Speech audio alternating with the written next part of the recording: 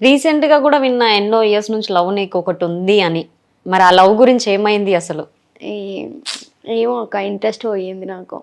Interest పోయింది అంటే genuine love లేకపోయిందా లేదంటే నీకు ఇంట్రెస్ట్ పోయిందా? ఎట్లా అంటే ప్యూర్ లేదనమాట. ఉమ్. ఏదైనా మన హార్ట్ నుంచి ఉండాలి కదా, వేస్ట్.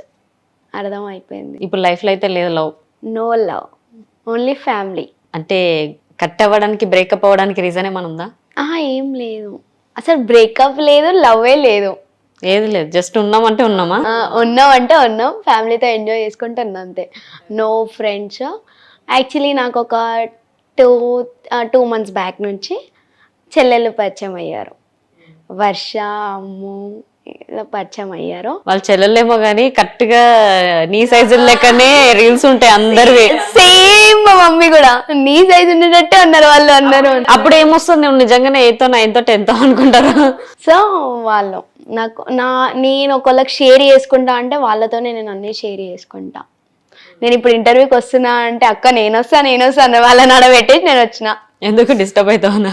ఒర్రుతూనే ఉంటారు